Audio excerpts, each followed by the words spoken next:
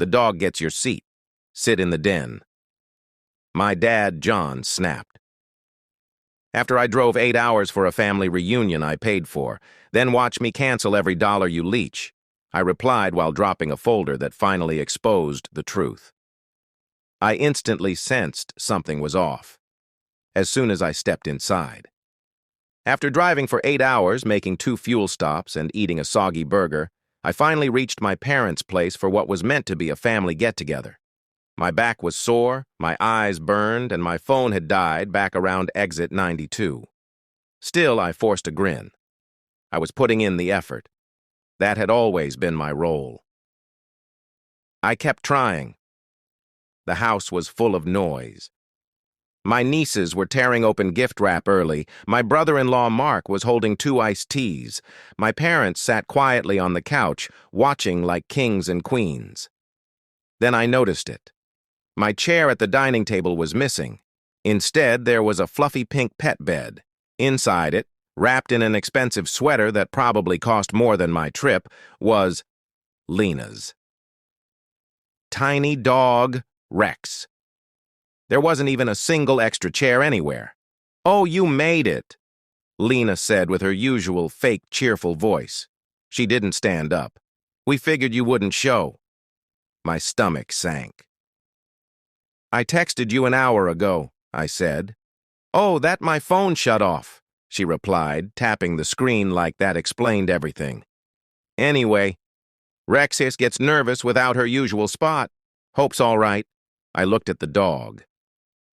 Rexy had blinked up at me with those wide, judgmental eyes like he understood the situation better than anyone. I gave a fake smile. "No problem." "Good," Lenaba replied, turning back toward her husband. "She's had a stressful week with the grooming, the flights. It's been a lot. She needs her usual space." I scanned the room for anything I could use. A folding chair, a footrest, even a stool. Nothing. My dad, John, looked up from his phone briefly and mumbled, "You can sit on the couch or head to the den," like I was just some outsider, like I hadn't been sending them money all year while barely staying afloat, like I hadn't always had a place at that table. I didn't argue. I nodded and put my bag down by the entrance. I told myself just a couple of days I could handle it. Smile. Go along with things. Be polite like always. But I should have realized the chair wasn't the only thing they left out.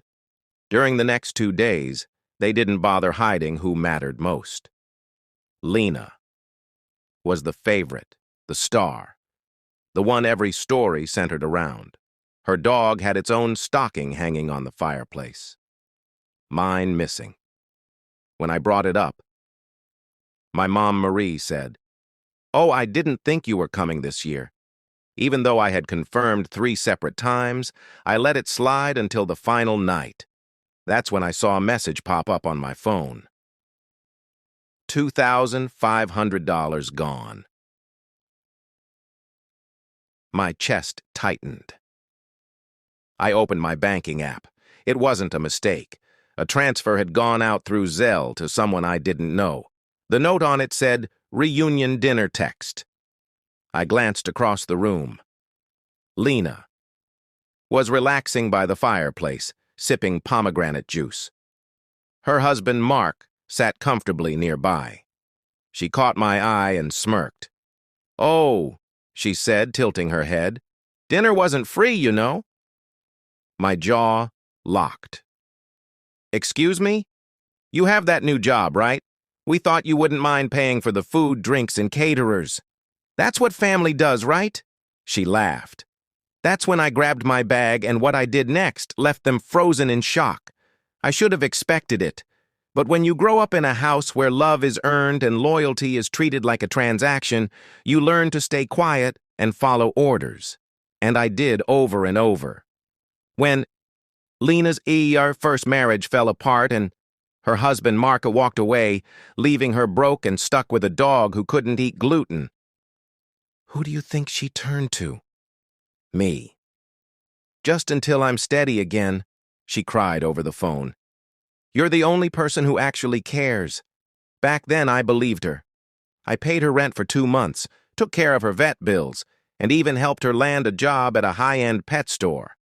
Ironically, that's where she started earning more than me. Yet somehow, I was still the one paying their bills. Lena had become an expert at acting, both needy and demanding. She didn't request things, she declared them. Rex needs a different stroller. The one from last year was just too heavy. Which really meant, buy it for me or you're a terrible brother. My parents weren't any different. You know how she is, Mom Marie would shrug when Lena acted out. She's just a little emotional, Dad Jonna would mumble, especially if I dared to push back. Being supportive in their eyes meant I had paid their heating bill last winter, replaced their broken dishwasher, gifted them a new smart TV for their anniversary, and when my car stopped working, they just said I should have been more careful. But if Lena's dog needed a haircut, that was treated like an emergency. Everything came down to label. Lena was the star child, the favorite. I was the emergency contact, the emotional dumping ground, the go-to person when something went wrong. I wasn't special. I was the backup option. That's why when they planned the family gathering, I didn't hesitate. I'll make it, I said. I drove for 8 hours. Gave up my last few vacation days just to be treated like a stranger who didn't even get a seat at the table. And now they were chuckling like nothing had happened. Like stealing $2,500 and from me was just another funny family moment. My chest felt tight. My hands shook as I stared at the bank alert. My thumb hovered over the report fraud option. But I stopped. Don't overreact. I heard my Mom Marie's out voice in my head. It's just money. But no, it wasn't just anything. It was mine. It was the only savings I'd managed to keep. Money I planned to use on something for myself. And they didn't ask. They just took it. Lena noticed something change in my face. She raised her eyebrows with a smirk. You all right? She asked, her tone fake and sugary. Or is this the part where you storm off all dramatic? I clenched my jaw as usual. My mother tried to smooth things over. Let's not mess up the final night, she said. This trip has been so beautiful. Beautiful. I was sleeping in the laundry room. No blanket, a small pillow, and a dog bed next to me being used as a table. I slowly stood, phone in hand. Hey, Lena, I said calmly. She glanced up. Who told you that you could touch my bank account? She blinked once, then gave a lazy grin like I was being ridiculous. You sent me money once through Venmo for Dad's birthday. You never disconnected your card. Don't freak out. It's not like you're broke. That sentence stung. Not broke.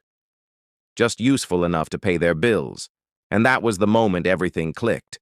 All the small betrayals, all the unpaid loans, every task I helped with.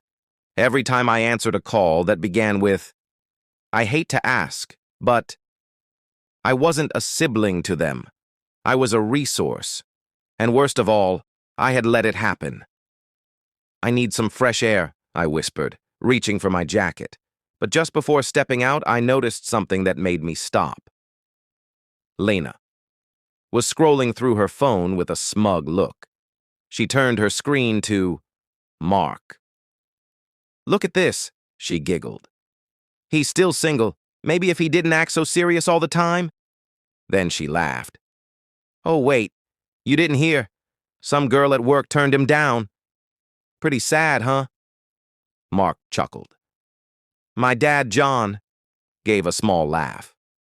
Lena glanced at me.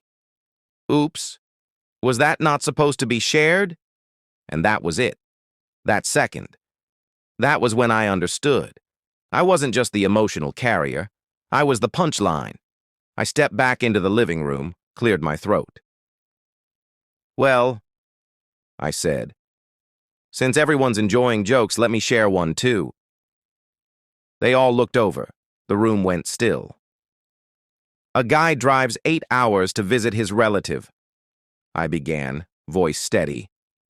He's the only one who doesn't take a plane. He brings presents, pays for everything, sleeps in the laundry room, and when he gets there, his chair is gone because a dog took it. He stays quiet. Then $2,500 disappears from his account without anyone even asking. I looked directly at Lena, and the person who took it. She calls him a loser.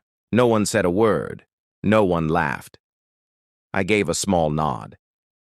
Amusing, isn't it? No one spoke. My dad, John, shifted in his seat, looking uneasy. Let's not turn this into something big. Oh, it's happening, I said, my voice gaining edge. Because I've done everything possible for all of you and now I'm treated like trash. Given a floor mat to sleep on and insulted behind a smile. Lena rolled her eyes. You're being too dramatic. No, I snapped. It's serious. For 5 straight years, I've covered your rent, your dog's medical bills, your food deliveries. You treat me like a money machine that's not allowed to say no. My mom. Marie quickly stood, clearly panicked. Please lower your voice. Why? I asked. So Rex doesn't wake up. That actually made a cousin laugh quietly from the back of the room. Lena turned red. You're blowing this out of proportion. I've actually been thinking the same thing, I replied. Maybe I'm done. The silence was deafening. I stood there, eyes burning from the tension, but I wasn't afraid anymore. For the first time in years, I realized that my worth wasn't tied to the roles they gave me. I didn't have to be the one who fixed everything, paid for everything, or held them together. I was tired, empty, and tired of pretending it didn't hurt. It took me too long to see it, but this was my life. And it was time to take it back.